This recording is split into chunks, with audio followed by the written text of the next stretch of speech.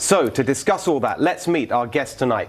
Fox News contributor Lisa Booth, founder of Turning Point USA, Charlie Kirk, author of the new book, Campus Battlefield, Fox News contributor and president of Independent Women's Voice, Tammy Bruce, and Fox News legal analyst and author of the bestseller, The Russia Hoax, The Illicit Scheme to Clear Hillary Clinton and Frame Donald Trump, Greg Jarrett. So, Tammy, so great to be with you here together in the same studio in New York. Nice to see we're often separated over the ether. So I'm going to start with you. There's a number of false narratives that have been pushed in the wake of this Kavanaugh thing, and I'm going to pick on a few of them and give them to each of you to respond. First, you, Tammy. There's this story being told that if you are for Kavanaugh and are happy about what's happened, then you're against women. You're anti-women. Sure. Look, but this is not new. It's interesting. The conversation is that the left has suddenly lost their minds. That's been the approach from the start. When I was on the left, that was the approach. We would laugh at conservatives because we knew they would not defend themselves. We knew we could say whatever we wanted because, and I hope I'm making up for those years through the last several. You are. We'll let it slide. Thank you. Yes, exactly. This was why this last experience was so fabulous. Finally seeing a president who did not abandon someone because they were accused of being a misogynist or accused of being against women. So I know that this is not a new approach.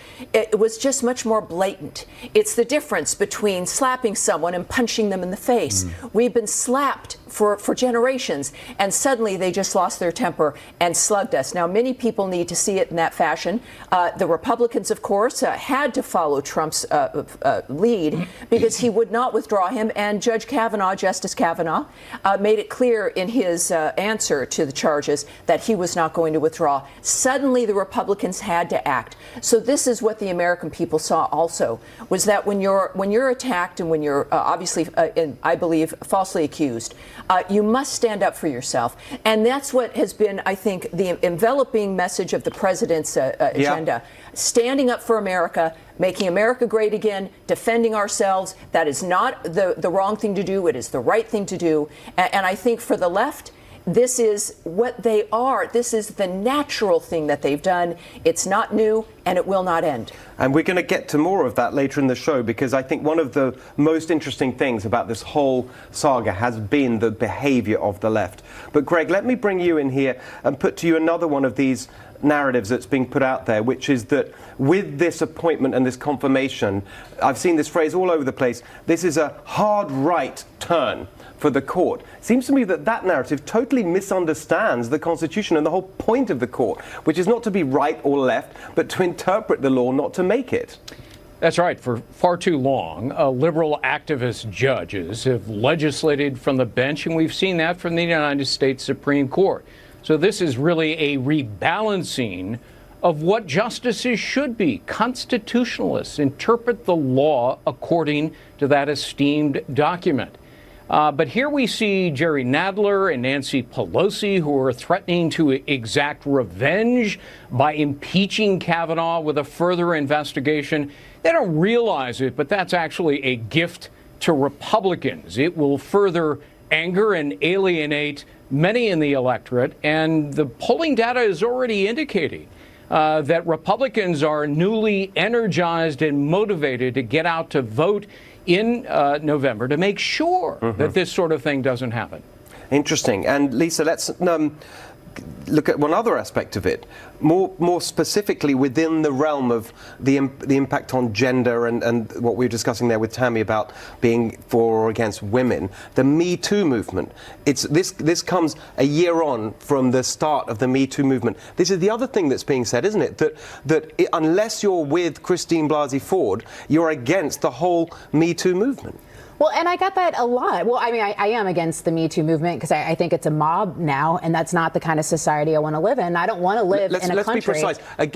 Against the I'm against what it has tackling become. the importance of sexual violence and assault. I'm against what it has become. I think it had served a purpose initially, where far too long women felt that they could not bring these kind of accusations forward, and they would not be met or taken seriously, or any action would have been done. So I think it had a purpose, but now we've overcorrected, and it's become this mob mentality. And we saw that with Brett Kavanaugh. And have never been so fired up about something than I have these past couple weeks, because there's been something that's just been so unjust and so disgusting. And what really I find so despicable is you look at the Senate Judiciary Committee, you have so many people on that committee are former prosecutors that know the law, that former attorney generals like Kamala Harris, they know darn well that there would be zero case to bring against Brett Kavanaugh, just like Rachel Mitchell pointed out, the 25-year prosecutor. She said that, and she said cases are very difficult to prosecute. This is weaker than that no prosecutor would bring this forward. They know that, yet they weaponize these allegations without any proof to try to destroy a man and his family. And I just find that so disgraceful, and just on a visceral level, it really moved me and impacted me, and I think it did for a lot of viewers at home. That's exactly right, and we both got fired up last week, didn't we? And it was interesting. The reaction to that was very strong. It's like, yes, you're speaking for us. That's how we feel about it too. Charlie, one more thing. I keep hearing that this is some kind of primal howl of the Republican base, which is all old white men. So I'm looking at you now. I don't think of you as an old, not all of those adjectives. He's the youngest guy and the youngest person at the table. Old white men. I mean, what's that about? Well, first and foremost, the left is obsessed with race. Make no mistake. I mean, they can't help themselves but always bring in these artificial constructs into this conversation. This is about the interpretation of the rule of law.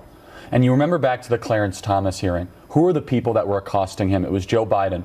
It was Ted Kennedy. Those are the people that were saying that he shouldn't deserve to come on the court. And to your brilliant point, Tammy, he stood and fought, and it ended. Brett Kavanaugh stood and fought.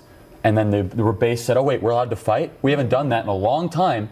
This president has given our party the courage and the conviction to fight and win. It's as if our party, look at Lindsey Graham, we forgot how to fight.